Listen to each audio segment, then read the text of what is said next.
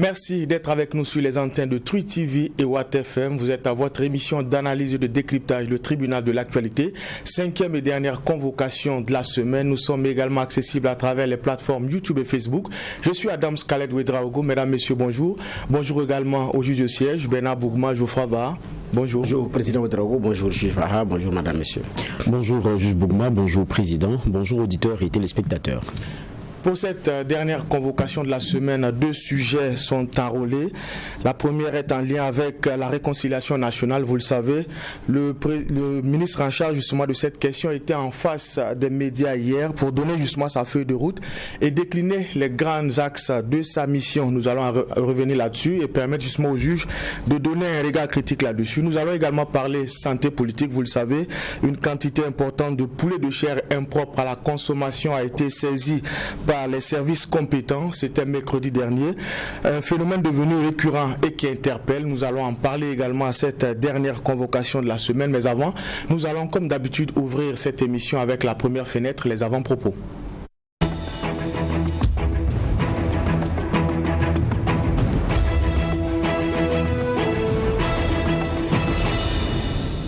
Et pour cette première partie, nous donnons la parole au juge Bougma. Merci Président. J'ai 2 avant-propos. L'autre avant-propos est extrait du Conseil des ministres de mercredi dernier en ce qui concerne le report des municipales d'une année, donc qui va permettre d'opérer des réformes au plan législatif et réglementaire pour des élections crédibles, bon, comme ils l'ont dit. Alors, mais ici, ce qui effectivement ça s'annonçait après le discours du Premier ministre face à la représentation nationale. Il avait effectivement évoqué une bonne partie d'ailleurs de son discours avait été consacrée aux questions de démocratie locale, donc dans le domaine de la décentralisation. Donc évoqué également filigrane l'éventualité du report des municipales, parce qu'il y a le Code général des collectivités en relecture, il y a le nouveau découpage administratif qui est en étude, donc il y a toutes ces questions-là. Et la grande question, c'est est-ce qu'il fallait organiser les élections et opérer les réformes après, ou bien finir les réformes et puis organiser les élections et commencer à partir de la nouvelle donne avec les nouveaux élus. Et certainement les acteurs ont privilégié faire réformer maintenant et puis commencer à appliquer. Là on a 5 ans pour voir peut-être les imperfections puis corriger s'il y a lieu, et puis bon voilà, donc c'est une organisation certainement qui va donner plus d'autonomie aux arrondissements comme voulu par le Code général des collectivités, qui va aussi permettre que le maire soit élu, en tout cas si la réforme aboutit, soit élu au suffrage universel et direct, voilà, contrairement maintenant où pour le moment ce sont des élus locaux, les conseillers municipaux qui élisent le maire et puis bon par ricochet au niveau régional. Donc maintenant au niveau régional, comment est-ce que le PCR, le président du conseil régional va être élu? Est-ce que ça va être par les pairs ou ça va être une compétition comme à la tête de la mairie où quelqu'un dit moi je veux être président régional avec tout ce qui cela implique comme organisation? Ce sont ces petits détails là certainement on saura, parce que bon, étant donné que il a été dit que bon, le projet de loi a été autorisé de transmettre à l'Assemblée nationale, on en saura davantage par rapport à ce que cela renferme. L'autre avant-propos, bon, c'est aujourd'hui, mais ça va être 10h, dans quelques 1h30 par là exactement, que le nouveau chef de file de l'opposition va véritablement endosser ses vêtements de chef de file de l'opposition. Il s'agit de Eddy Kombego du CDP qui remplace Zéphirin Diabré qui a perdu cette place de chef de file de l'opposition, mais qui est devenu le ministre burkinabé en charge de la réconciliation nationale, donc qui est chargé de réconcilier des Burkinabés, d'apaiser des cœurs. Et donc lui il a appelé à d'autres missions comme on le dit, et Eddy Kombego, député à l'Assemblée nationale, président du CDP, va désormais siéger véritablement comme chef de file de l'opposition politique burkinabé. Quand on regarde bien la conséquence, c'est que ceux qui s'étaient retrouvés en son temps pour dire à Blaise Compaoré de dégager se sont en train de se regrouper pratiquement au niveau de la nouvelle majorité. C'est ce cas aussi à laisser entendre Clément Savargo, mais effectivement c'est la vérité des faits, quoi. Mais maintenant un nouveau chef de file de l'opposition où les uns et les autres ne se bousculent pas devant la porte, parce que ce qui est curieux, il y en a qui veulent pas, qui vont pas à la majorité, qui se déclarent à l'opposition, mais qui vont pas aller au chef de file de l'opposition. Donc quand je dis curieux, j'abuse, parce que c'est pas curieux. Ils ont la liberté de ne pas y aller. Vous pouvez être seulement de l'opposition, mais vous ne forcez pas à aller au chef de file de l'opposition où il y a un cas de concertation, vous n'êtes pas obligé. L'UNDD de M. Herman Dembélé l'a plusieurs fois fait. Souma est allé à un autre niveau où il a même organisé avec d'autres l'ONA. Et donc effectivement, il y a des partis qui se déclarent de l'opposition, mais pas d'appartenance au chef de file de l'opposition. Donc on aura 3 morceaux, la majorité, l'opposition affiliée au chef de file de l'opposition et l'opposition qui n'est pas affiliée au chef de file de l'opposition. Et c'est ça aussi le jeu démocratique au pays de Thomas Sankara. Merci, juge Bougman. Juge, voilà, qu'est-ce qui a retenu votre attention pour cette dernière convocation? Oui, merci président. Moi j'aurai 2 avant-propos. Le premier va concerner le Burkina Faso avec une très bonne nouvelle. C'est la toute première agence de notation burkinabé, c'est Edgy Ratings. Et hier, du côté de l'AECO, la bonne nouvelle a été donnée et Roland Yago, qui est le président directeur général, s'est tenu donc devant un bon parterre d'opérateurs économiques et de monde qui compte donc dans le domaine de notre économie et des finances, et pour présenter ce nouveau joyau-là. Dans notre sous-région, c'est la 3e agence de notation plutôt que nous avons, et je pense que c'est une très bonne nouvelle parce que on commence à sentir le burkinabé dans des domaines où on se dit clairement que ça demande beaucoup d'aptitude et c'est vraiment la pointe. On a de plus en plus d'entreprises qui lognent les possibilités de changer de dimension en allant chercher des capitaux sur des marchés financiers, et cela va avec des obligations d'être noté. Et souvent, quand vous entrez dans cette dynamique-là, ce sont des agences de notation qui ne sont pas ici. Donc, forcément, la façon de voir les choses, et c'est vrai qu'il y a une démarche qui est scientifique derrière, quoi qu'on dise, mais c'est toujours bon d'être vu et noté par quelqu'un qui connaît bien vos réalités. Ça, c'est aussi trivial.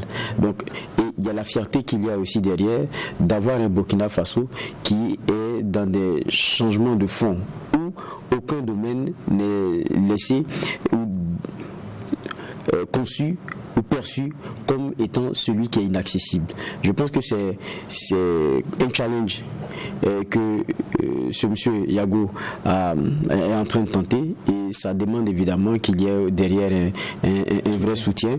Et je pense que hier, aux présences qu'on a vues là-bas, c'est clair que l'avenir ne nous fera pas mentir, et on espère que ça ira. On va dire le pire qu'on pourrait souhaiter, c'est que ça marche même très bien.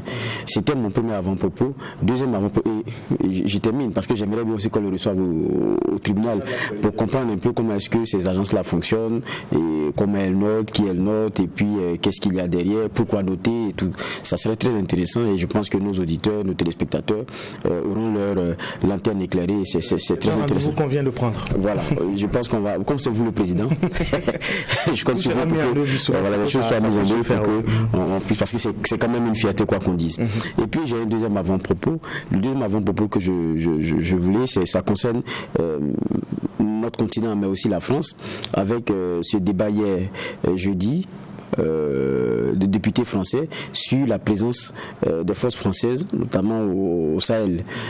Avant c'était Serval en 2013, on se rappelle, avril, maintenant c'est devenu Barkhane. 8 ans que ces forces-là sont ici. Il y a évidemment des députés qui soutiennent cette présence-là et qui pensent que c'est une France qui s'assume, et relativement un certain nombre d'éléments. Mais il y a beaucoup de députés aussi qui se posent beaucoup de questions. Quand vous écoutez quelqu'un comme Mélenchon, il demande qu'est-ce que ça coûte aux Français, qui payent, et puis ceux contre qui la France est engagée et se bat, qui est derrière, qui les finance. Beaucoup de questions qui sont posées. Ils se demandent est-ce qu'il faut continuer donc cette présence-là. Et il y en a même qui ont posé la question de savoir est-ce que ce n'est pas une force qui au final commence à devenir celle qui s'impose et qui est en train de tout prendre sur le terrain. Évidemment, pas avec l'assentiment forcément des Africains que nous sommes. Donc il y a ce débat-là fort qui est en train d'être mené. Donc je pense que ça fait aussi écho aux positions qu'on a ici sur la question de la présence française. Même si vous avez beaucoup qui disent il faut que cette France-là parte, tout le monde comprend que c'est pas ici et maintenant parce qu'on connaît les enjeux de l'heure, mais au moins il faudrait que ça soit quelque chose qui soit dans la tête de tout le monde et que la présence ne peut être en définitive celle d'occupation et que vous êtes venu pour quelque chose, il faudrait qu'à un moment donné les moyens et les méthodes soient trouvées pour que ceux que vous sécurisez parviennent à la fin par se sécuriser eux-mêmes, parce que c'est comme ça que tout devrait finir. Et on espère que ce débat-là va continuer et que nous allons ici nous l'approprier. Parce que le problème aussi souvent c'est cela, c'est que les débats sont menés sous d'autres cieux, sur des questions qui vont changer notre quotidien ici. Je jette un regard sur la question du franc CFA, fortement débattue, par exemple, dans l'hémicycle française, et jusqu'à présent, qui est un sujet que je n'ai pas vraiment entendu en termes de débat dans nos représentations nationales. Alors que ça, on en est à des dates de passage d'une monnaie à une autre. Je me dis, on ne peut pas faire le débat sur des choses qui sont essentielles pour nous et que nous soyons encore un genre de témoins attentistes et quelquefois peu intéressés par ce qui fera vous. Et ce qui vous fera. Merci juge Vara, merci également au juge Bougma pour ces différentes clés de lecture. Nous allons à présent nous intéresser au sujet enrôlé pour cette convocation. Je le disais à l'entame de cette émission, on en sait un peu plus sur la mission du ministre en charge de la réconciliation nationale. Il était face à la presse et c'était hier, face justement à la presse et à ce rendez-vous-là, premier du genre. On peut dire que le sujet a été largement commenté. Nous allons revenir là-dessus. Juge Bougma, est-ce qu'on peut dire qu'on a une idée claire de ce que Zéphirin Diabré compte justement donner en termes de projet concernant la réconciliation nationale? Non, je ne pourrais pas dire qu'on a une idée claire. Ce qu'on a clairement entendu, c'est ce que le chef de l'État a exprimé comme souhait pour la réconciliation nationale lors de son investiture et lors de son discours à l'orée de la nouvelle année. Là, il a été clair par rapport aux vœux pieux et comment il entend sur la réconciliation nationale.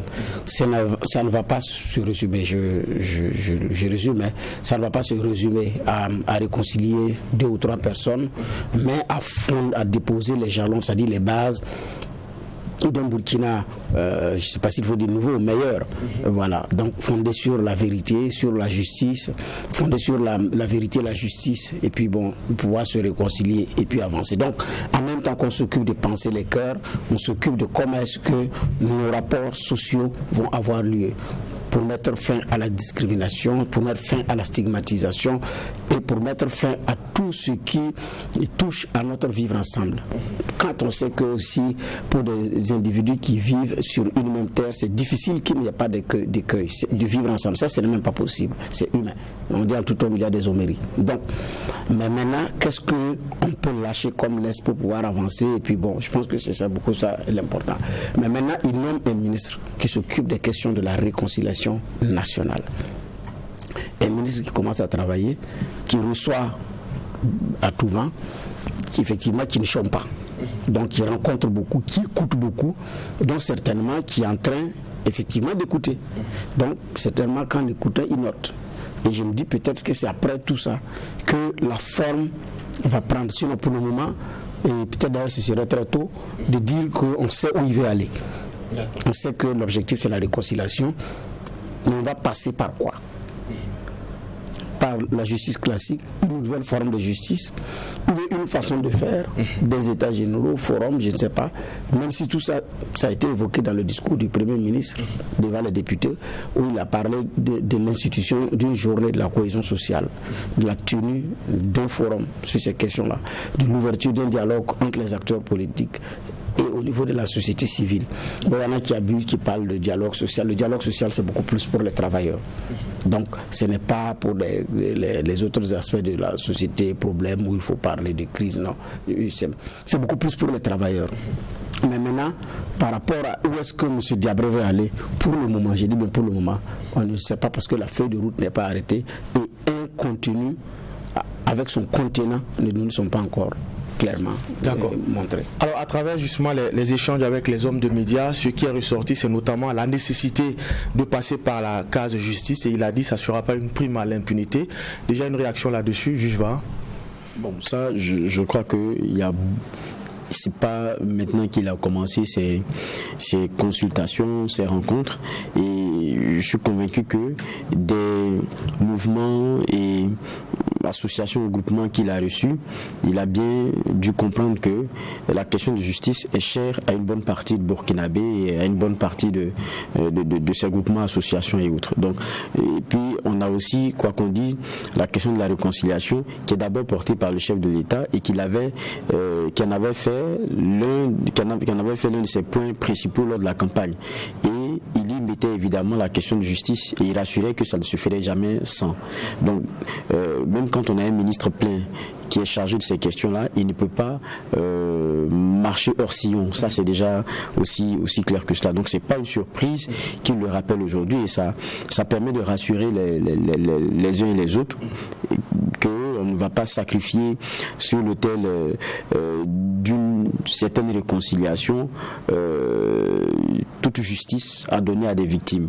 Et je pense que dans la catégorisation même qu'il faisait aussi des différents problèmes, on se rendait compte que parce que dans la première catégorie, il parle de conflits liés à la lutte politique pour l'accès au pouvoir, avec plein de crimes de sang et tout. Donc quand vous commencez déjà par l'énumérer, vous comprenez qu'on ne va pas à la réconciliation sans avoir élucidé et trouvé les responsables de ces 10 crimes. Oh zut. Et qu'ils aient donc à payer pour ça. Donc je crois qu'il s'inscrit dans ce qu'on sait déjà et dans ce que le président du Faso lui-même avait déjà défini comme on va dire comme préalable. D'accord. Alors c'est vrai qu'on n'a pas de calendrier clair. La feuille de route, Bernard Bougma l'a dit, n'est pas suffisamment bien indiquée pour qu'on ait une claire vision de la chose. Il a aussi parlé un peu de ce qu'on va donner comme contenu, et on l'a dit, la question de la justice est importante, mais il faut trouver une voie à la burkinabé. Le copier-coller, et le précisait, le cas rwandais et le cas sud-africain ne sont pas forcément applicables à ce qu'on a ici au Burkina Faso. Il faudra trouver des solutions qui s'adaptent et qui est conforme à nos réalités. Bernard Bougma, c'est aussi une vérité. Oui, mais en fait, c'est là où se trouve le nœud du problème. Je dis c'est là où se trouve le nœud du problème parce que je prends l'exemple, le procès le plus récent qui a tenu le Burkinabé en haleine, le procès du putsch. Il manquait. Vous avez un coup d'État qui est commis. Vous avez des hommes qui ont pris des armes, certains sont encagoulés, vous ne connaissez pas qui ils sont. Certains se sont affichés, donc on a pu avoir certains, et puis bon, les enquêtes ont abouti jusqu'à X est devenu X, plainte contre X, Y, c'est déterminé, ils ont été formellement identifiés, donc il y a des gens qui devaient passer à la barre. Certains ont nié jusqu'à être condamnés et continuent de nier. Mais il y a des mécanismes pour faire appel, donc il y en a qui ont fait appel et qui attendent. Certains ont purgé leur peine et vaquent à leurs occupations. Mais il y en a qui ont fait appel, mais qui attendent. Et l'appel n'a pas encore eu lieu. Regardez comment ça traîne. Autant de temps. Et pourquoi? Moi, je n'arrive pas à comprendre. Le temps de la justice, ce n'est pas le temps des hommes. Mais le citoyen, comme moi, dit, mais qu'est-ce qu'il y a? S'ils ont interjeté appel, il faut vider l'appel et puis avancer. S'ils veulent aller à un autre niveau, peut-être, mais c'est bloqué par les procédures, par les enquêtes, parce que c'est ça aussi le fonctionnement de la justice classique. Elle va prendre tout son temps. L'affaire Norbert Songo, c'est depuis combien d'années? C'était d'ailleurs l'hymne du candidat malheureux Kadri Désiré Ouedraogo quand il était Premier ministre. La justice suit son cours. Elle a suivi son cours jusqu'à un autre lieu en 2006 et reprendre à la faveur de l'insurrection pour aboutir là où on est. Dossier Thomas Sankara, pareil. Il faut faire test ADN, il faut faire ceci, il faut faire cela. Bloqué. Les dossiers emblématiques de la République ne sont pas vidés. Même les plus récents, comme le dernier gouvernement de Blaise Compaoré. On a été bloqué dans les procédures liées au niveau de la Haute Cour de justice. Il faut réformer la Haute Cour de justice. Après l'adoption de la nouvelle constitution, c'est fini, on n'en aura plus. Mais en attendant, il y a des gens qui attendent de savoir de quoi est-ce qu'on leur reproche exactement. Pour qu'ils s'assument ou bien également attaquent autrement. Donc, cette procédure-là fait perdre du temps, cristallise les passions. Certains même vont quitter la terre des vivants sans que ce ne soit soldé. Alors qu'ils sont parfois innocents.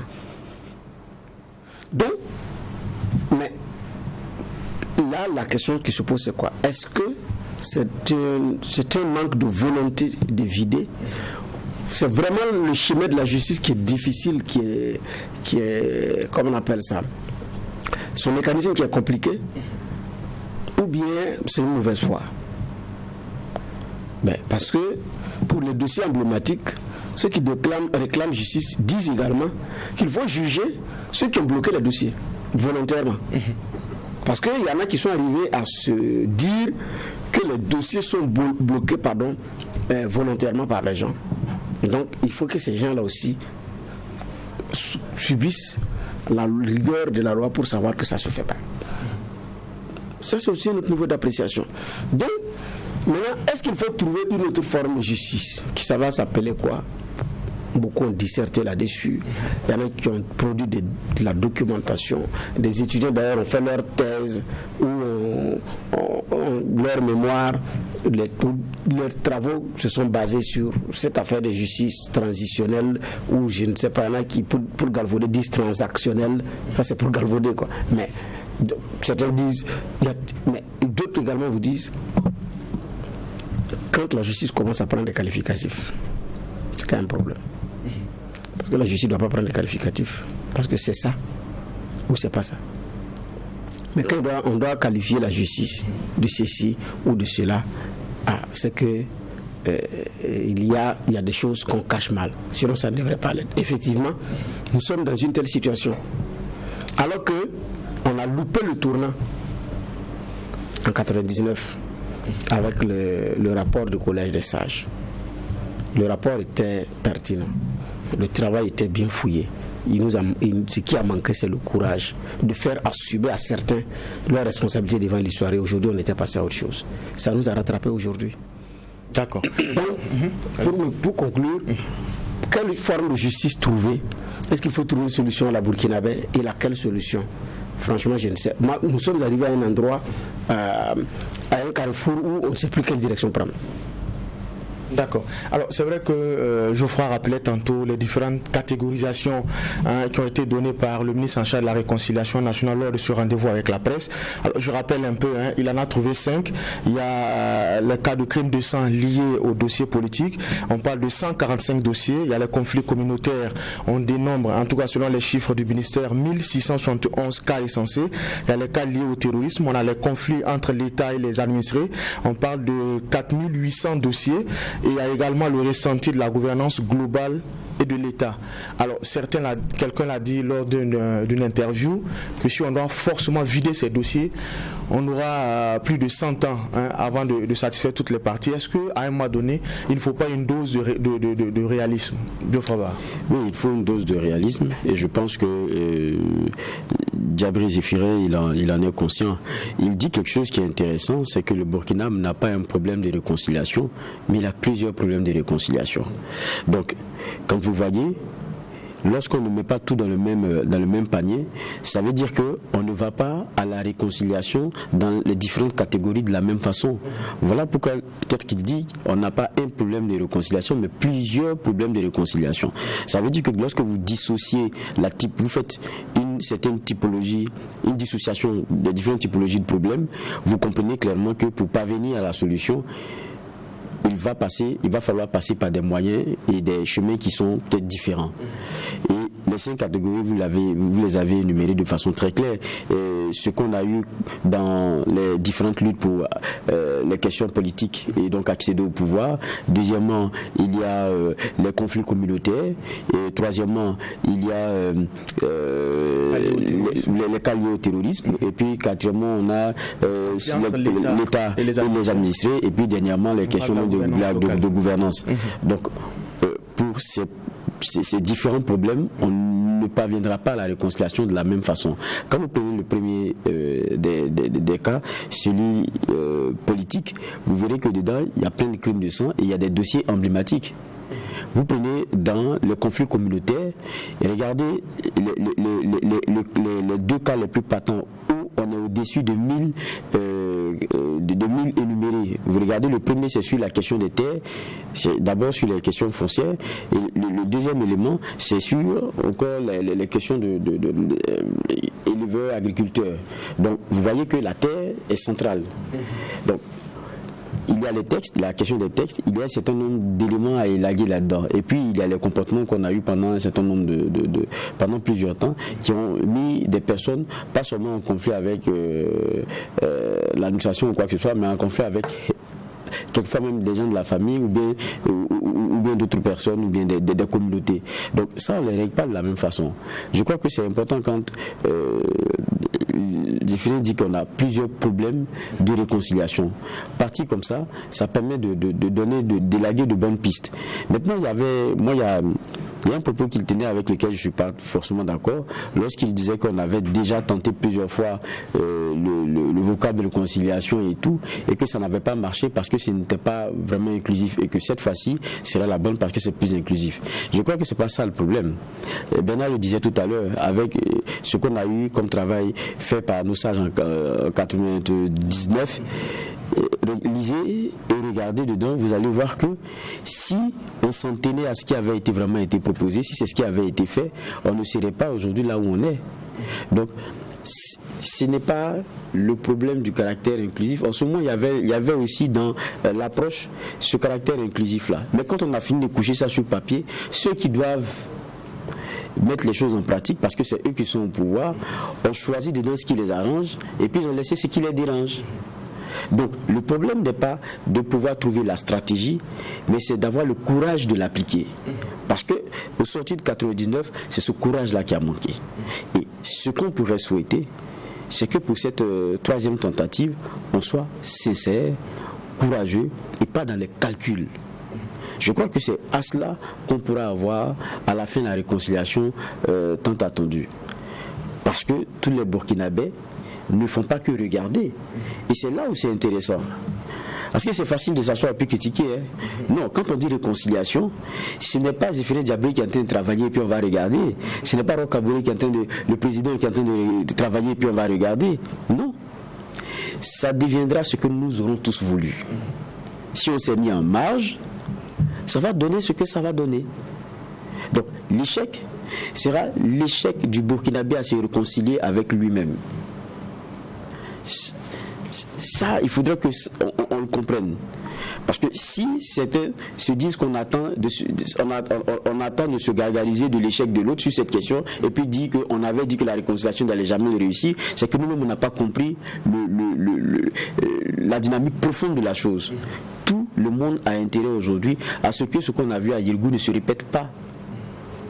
Tout le monde a intérêt à ce que c'est un crime dont on fête les anniversaires. Des fois, tu as du mal même à expliquer à ton petit de quoi il s'agit, parce qu'à un moment donné, ça devient tellement redondant. Il dit, mais il pense que à la fin, c'est un jour qui a été choisi comme ça pour qu'il n'y ait pas... voilà. Vous dites, mais pourquoi depuis autant d'années, qu'est-ce qui se passe? Tout à l'heure, Bernard disait quelque chose. Il parlait de la justice. Et que si c'était un dossier emblématique, on aura des gens même des parents victimes, des proches, qui risquent même de partir sans avoir su le clair mot de tout ça. Ce n'est pas tant que l'affaire est compliquée. Mais l'affaire est devenue compliquée parce qu'avec le temps, les gens ont créé des problèmes dans des problèmes, et jusqu'à ce qu'aujourd'hui, vous ne savez même pas comment démêler le nœud. C'est ça la vérité. Parce que quand vous tirez sur certaines cordes, il y a les casseroles là, ça attrape plein de pieds. Quand vous commencez à tirer, on vous dit de laisser. Et donc, ça commence à devenir très compliqué. Mais ça, ce n'est pas l'affaire qui est compliquée, mais c'est nos acteurs là même qui ont compliqué la donne. Et aujourd'hui, on se retrouve dans des situations où on vous parle de... vous pensez que les questions d'autopsie, si ça avait été fait depuis, on serait en train d'épiloguer? Donc, on a travaillé à freiner certaines choses. On est les acteurs de notre propre histoire. On écrit ce qu'on veut qu'il soit. Et après, on vient s'asseoir, on dit que non, c'est ceci, c'est cela. Il faut qu'on soit courageux. Il y a une justice qui doit s'assumer. D'accord. Il ne faudrait pas qu'on tourne autour. Hein. Il y a une justice, autant on interpelle la justice, elle doit s'assumer sur un certain nombre de dossiers. Où on ne devrait pas revenir dans des schémas où quelquefois vous avez des décisions que vous ne comprenez pas, parce que même si vous n'êtes pas puriste du droit, vous vous dites quand même, est-ce qu'il faut continuer de se protéger? C'est pas dans cette façon de faire là qu'on va pouvoir arriver à la réconciliation, tant il est vrai que la justice aurait un gros travail à y faire. D'accord. On l'a dit, le défi de Zéphirin Diabré, c'est de trouver un processus inclusif, en tout cas qui puisse prendre en compte, je dirais, le regard de toutes les parties prenantes. Quand on écoute aussi les uns et les autres, on est tous unanimes qu'il y a un travail qui a été fait par le collège des sages avec ce qui a été donné comme piste de solution dans le rapport. Est-ce que justement ce rapport-là peut pas être un socle, un point de départ pour aller vers la destination que tout le monde veut, la réconciliation nationale? C'est vrai, puisque beaucoup de choses, beaucoup de points de rapport sont toujours d'actualité. Il faut rendre justice, par exemple, c'est quelque chose d'actualité. Parce que la journée de pardon, là, devrait venir couronner toutes les actions. Ce n'est pas la journée de pardon qui doit, comme on a fait une journée, c'est bon. Il y a, à l'intérieur, il y a un processus pour les indemnisations qui sont contenues. Et donc, il y a les indemnisations, la justice, et puis maintenant la journée pour commémorer tout ça. Mais on a sauté des étapes. Des familles ont refusé effectivement les indemnisations parce que pour elles, on achetait, c'était mal ficelé. Dans ces conditions, comment est-ce que ces familles-là peuvent accepter? Où des gens, des commanditaires sont connus, l'avouent à demi-mot, mais ne sont pas capables de se déplacer pour aller dans la famille de la victime pour dire nous demandons pardon. Norbert Zongo, avant sa mort, a insisté sur le dossier David Ouédraogo. Il y a combien de personnes que le pouvoir en son temps a pris pour aller voir Norbert pour dire de ne plus écrire, alors que la chose la plus simple à faire, c'est que Norbert avait dit ça, elle allait demander pardon pour passer à autre chose. Mais on a pris du temps, demander à des opérateurs économiques, à des leaders religieux, d'aller dire à Norbert de ne plus écrire. Et la réponse a été la même. Je n'ai pas dit que je vais continuer d'écrire. J'ai dit, il n'a qu'à reconnaître qu'il a fait faire ci et demande pardon. À partir de ce moment, lui range sa plume. Le reste, c'est entre la famille, les commanditaires et peut-être les exécutants. Ça ne l'a pas été. Alors que nous, dans nos cultures, les valeurs culturelles dont on parle là, mais c'est ce que Norbert Zongo a mis en exergue. Ce sont les valeurs culturelles. Ça ne plaît plus, ni moins. Et aujourd'hui, les mêmes là se découvrent que dans nos valeurs traditionnelles, dans nos cultures traditionnelles, il y a des valeurs qui peuvent contribuer à régler des problèmes. Vous étiez où en 98, 99, 2000? Je te dis non. Il y a une justice qui, sur son coup, il faut laisser la justice faire son travail. C'est ce qui a été dit. Norbert a dit, si on était dans un pays de droit démocratique où les choses marchaient normalement, en son temps, le conseil n'est ni un commissariat, ni une gendarmerie. Il a dit. Pour que des citoyens burkinabés s'y retrouvent. Des gens ont commis des erreurs, acceptons que on s'est trompé. Le conseil n'était ni une gendarmerie, ni un commissariat. On demande pardon. Pour les services corporels et pour tout ce qui s'est passé. Il y a un dos brûlé qui a fait le tour du Burkina, le tour du monde en son temps. Ça choquait plus d'un. Mais en son temps, même les valeurs, les éléments culturels là n'ont pas bougé. Mais ces personnes-là n'ont pas privilégié cela. C'est pourquoi j'ai dit, on a manqué de courage en 99-2000. Alors que tout ce que j'ai dit là, c'est même le manque de courage pour le faire. La peur pour le faire. Le courage de faire le mal, ça c'est un quart de tour. Mais le courage maintenant de contribuer à la réparation, ça devient notre problème. Conséquence, pour le problème de quelques personnes, toute une république à chaud depuis des années. Donc, c'est comme Geoffroy l'a dit, il y a des affaires qui ont été criées dans l'affaire. Quand il s'agira de la justice classique, donc sur le droit positif, devant le juge, il y a des avocats qui viennent défendre et les victimes et les présumés coupables, et parfois coupables d'ailleurs, qui vont plaider la clémence du juge. Mais il est aussi même reconnu qu'il peut aller jusqu'à mentir pour sortir d'affaire le coupable. Mais Monsieur le Président, il est capable même d'aller jusqu'à mentir pour tirer d'affaire son client. Il est client. Il doit être satisfait. Donc s'il peut mentir, ce n'est pas la vérité forcément qui va rejaillir. Et regardez le dossier du putsch. Je reviens sur ce dossier-là. on a passé plus de temps sur les questions de forme que dans le fond. Ceux qui sont coupables, qui savent que ça va pas être bien pour eux, se sont attrapés, agrafés à la forme. Parce qu'on dit qu'en justice, la forme tient le fond en l'état. Point. Donc, dans ces conditions-là, est-ce que réellement ça peut permettre une manifestation de la vérité? Oui et non. Oui, s'il y a de la sincérité.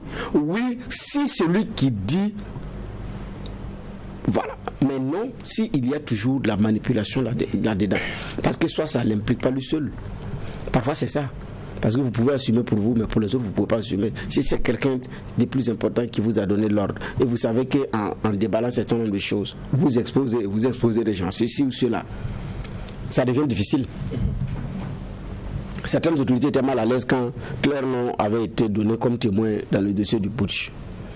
Et qui n'ont qu'à venir témoigner. Elles n'ont qu'à venir, il y a des personnalités qui avaient déjà des problèmes. Même l'opinion a dit non. Mais je cite librement des gens qui estiment qu'ils ont été des témoins. Et puis l'opinion dit non. Pourquoi il va dire qu'un tel est témoin? Pourquoi telle personnalité doit venir? Pourquoi? Aïe. Vous voulez la vérité? Vous voulez la vérité? Vous voulez la vérité? Adams a communiqué sa liste de personnes et à l'intérieur il y a des personnalités qui doivent venir témoigner. Et puis des gens trouvent déjà que Adam ne doit pas dire c'est de la mauvaise foi, il doit venir assumer. Oui, il doit assumer, mais si la personne concernée a une part de responsabilité quelque part, vous dites quoi? Si elle a encouragé Adams à poursuivre son œuvre, autrement, vous dites quoi? Donc Gilbert Diendéré met sa liste avec des personnalités traditionnelles et religieuses là-dedans. Et puis certains Burkinabés disent qu'ils ne sont pas d'accord parce que c'est des fuites en avant. Et si ça devait participer de connaître certains pans de la vérité. Je n'ai pas dit que le général ne cherche pas forcément à s'extraire. C'est possible. Mais je n'ai pas dit aussi que... Mais je me dis peut-être que ça peut contribuer à une manifestation quelconque de la vérité. On ne sait jamais. Mais déjà, on lui attribue une dose de mauvaise foi. Bon, on va faire comment? Non, ces personnalités s'étaient impliquées pour qu'on trouve la vérité. En fait, ils s'accrochent à tout. Voilà, ouais. Donc, qu'est-ce qu'on fait, Président? Donc, c'est pourquoi j'ai dit la justice classique, elle est bien, mais dans son fonctionnement et puis dans ces genres de crises, je ne sais pas comment est-ce que... Voilà. Puis surtout qu'on a l'impression que nous-mêmes, nous voulons une chose et son contraire. Et puis, certains dossiers sont devenus du business pour d'autres. D'accord. Donc, vous mettez fin à ça, c'est comme je vous l'ai dit. Vous n'avez même plus comment expliquer. Une affaire qui date depuis des années et puis bon voilà. Donc quand on va vider ces dossiers, on va certainement trouver aussi d'autres missions nouvelles pour faire et tout, mais qu'est-ce qu'on fait? Maintenant il y a des mémoires qui doivent être saluées, qui doivent être commémorées parce que là ils ont marqué l'histoire. Il y a des mausolées à faire parce que l'histoire des grandes nations c'est ça. Vous allez aux États-Unis, on vous explique les symboles des personnalités qui ont créé l'Amérique et tout. Et il y a une corrélation, c'est cohérent, vous êtes séduit. Partout c'est comme ça. Donc nous aussi on peut en faire ça, c'est pas un problème. Mais il ne faudrait pas qu'on escamote. Si on escamote, ça va nous rattraper. Déjà que l'histoire nous permet de nous rattraper, je pense que quand même c'est pas mal. D'accord. Alors on a parlé un peu de ce que le rapport du Collège des Sages peut constituer comme, je dirais, une base pour avancer vers la réconciliation nationale. On se rappelle également qu'il y a l'association des blessés de l'insurrection qui a remis un mémorandum au ministre en charge de la réconciliation nationale. Alors tout cela peut constituer de la matière pour Zéphirin Dabir pour vraiment, je dirais, avancer sur ce dossier-là. Oui, c'est clair parce que, vous savez, en la matière, c'est que question stratégie, vous êtes obligé d'écouter aussi, et même pas aussi, les victimes. Parce que, à la fin, quand vous dites que les personnes seront réconciliées, ce que vous voyez derrière sur le pardon, c'est qu'on se pardonne et qu'on se dise qu'on va aller sur une nouvelle base, d'un bon pied, sur une nouvelle dynamique. Et qu'on peut-être n'oubliera pas, mais on va faire table rase quand même du passé et se dire que bon, c'est arrivé, maintenant on peut cheminer autrement ensemble. Mais ça, il faut d'abord écouter les victimes, parce que c'est elles qui à la fin auront à pardonner.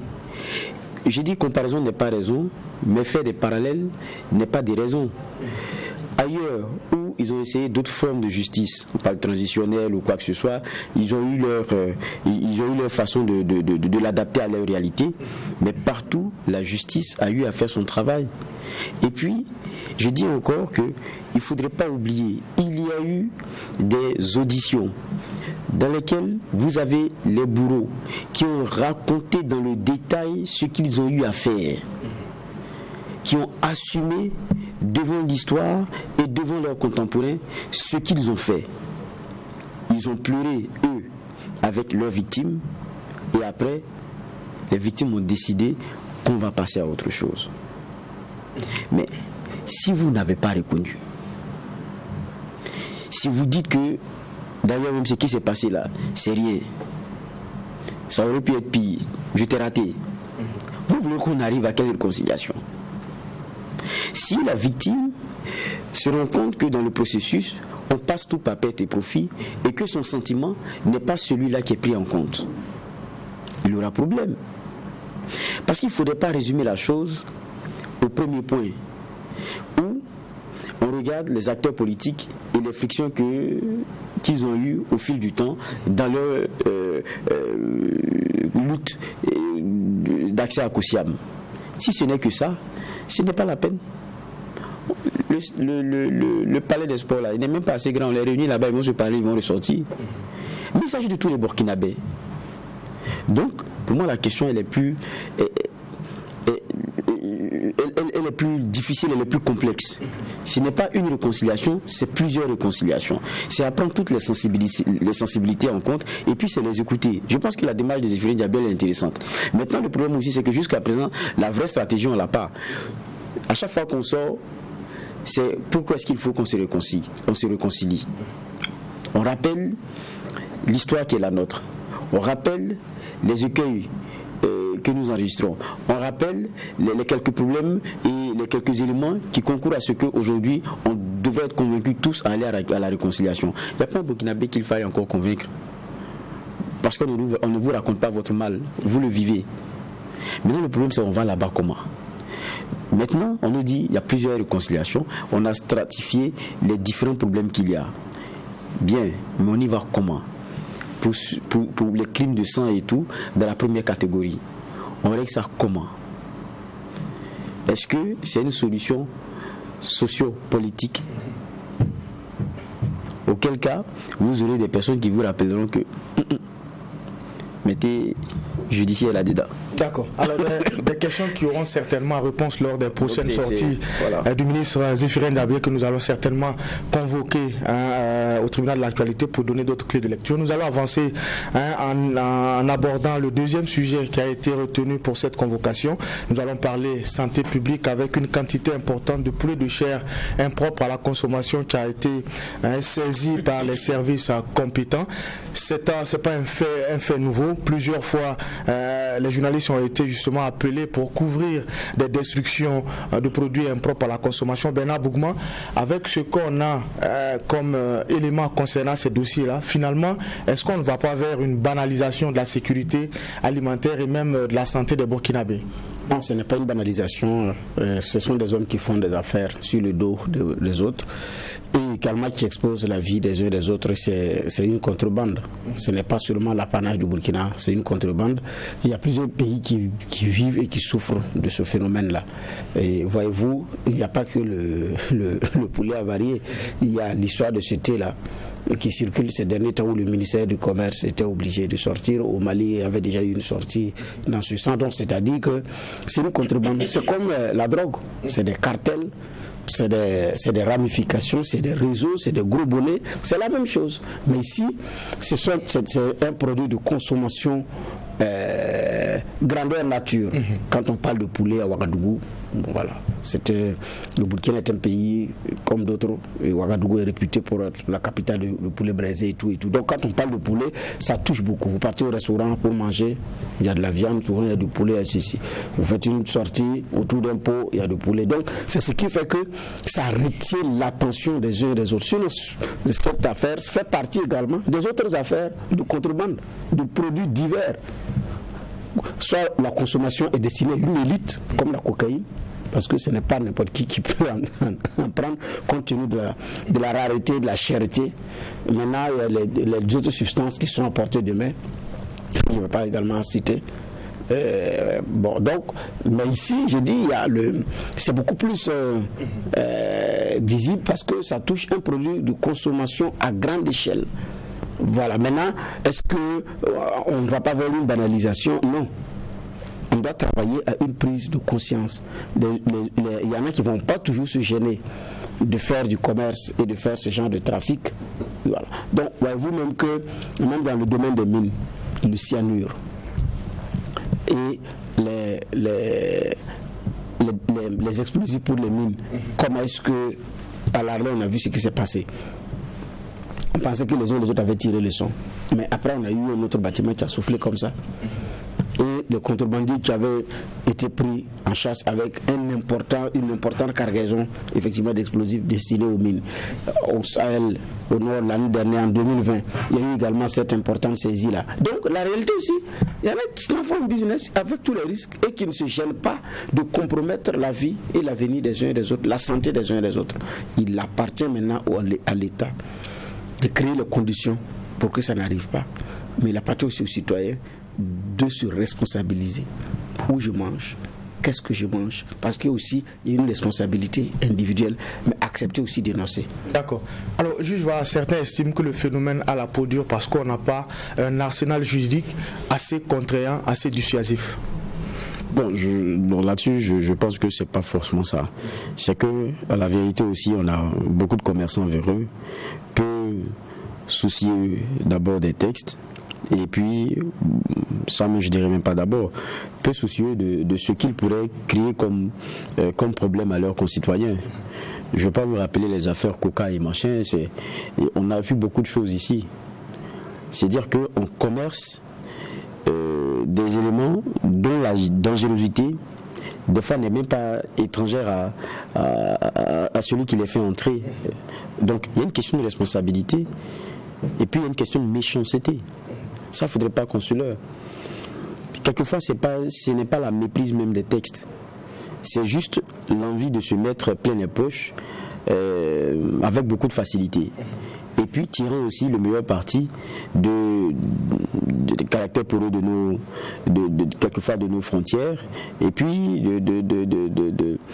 la possibilité de glisser quelques billets de banque et puis faire passer sa marchandise.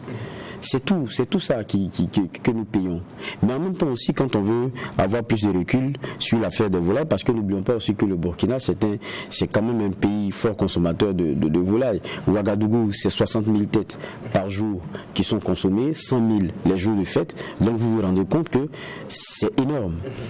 Mais derrière, petit à petit, on essaie d'avoir une offre, mais qui n'arrive pas toujours à combler la demande du marché. Je me rappelle qu'en 2018, si ma mémoire est bonne, la question des chiffres donnait 38 millions de têtes, donc de poulets élevés au Burkina Faso, près du double de la population burkinabé. Mais voilà un vaste marché, parce que le Burkinabé en est friand, mais l'offre n'arrive pas forcément à couvrir toute la demande. Donc, ça veut dire que vous produisez, c'est sûr qu'on va payer. Mais vous n'arrivez pas à produire plus parce que peut-être il n'y a pas toute l'infrastructure. Moi, j'ai fait, dans le cadre de mes émissions, des reportages très intéressants, notamment avec les grands acteurs de ce milieu-là, Mablaou, qui n'est plus à plaisanter et autres, des messieurs qui cherchent à décupler les capacités de production. Mais ça va avec quoi? Avec pouvoir emprunter en banque. Ça va avec des facilités. C'est-à-dire, c'est sûr que ça va marcher, mais on ne vous donne pas l'argent. Donc, c'est comprendre un peu comment est-ce que, quelquefois, nous sommes dans des systèmes qui ne nous permettent pas de tirer le meilleur parti de certaines situations. Et les gens sont obligés de faire quoi? D'importer de la viande, alors qu'on sait qu'avec la grippe aviaire, il n'y a pas longtemps, c'était en Côte d'Ivoire, c'était au Sénégal, c'était en Mauritanie, on ne peut pas importer de la volaille de là-bas. Et même hors Afrique, c'est même interdit. Mais il y a une demande qui est là. Et quand c'est comme ça, vous savez, les plus véreux, ils trouvent là moyen de faire ce qu'ils veulent. Donc pour moi, il y a à avoir ce regard-là aussi. Il faut qu'on puisse bonifier notre offre en la matière. Et puis, il faut être beaucoup plus regardant aux frontières, il faut sévir, et puis, il ne faut pas être complaisant. Et moi, je me rappelle,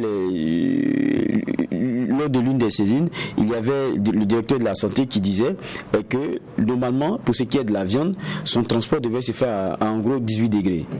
Mais combien de policiers on a sur nos voies et puis ils regardent les gars là passer avec la viande là? Mais eux-mêmes, ils ne sont pas au courant. Non, je vous pose la question. Est-ce qu'eux-mêmes ne sont pas au courant? Donc, tant qu'il y a, on s'accommode de tout, il y a du laisser aller, ça va donner ça. D'accord. Alors, juge Bougma, en plus de la question de la santé, il y a aussi des enjeux économiques, Geoffroy l'a dit.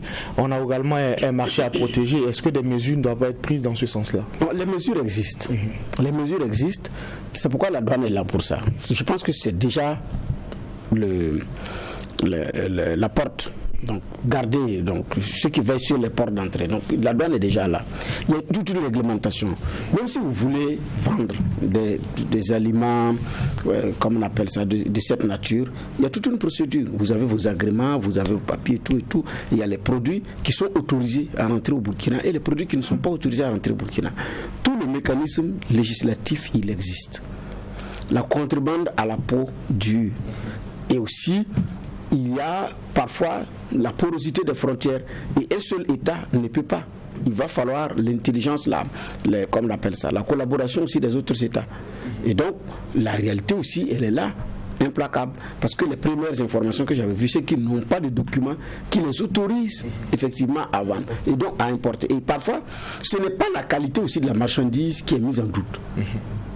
C'est parce que vous n'avez pas respecté la loi en la matière. Et donc, si vous n'êtes pas en règle vis-à-vis de vos papiers, on peut douter que vous soyez également regardant sur la qualité.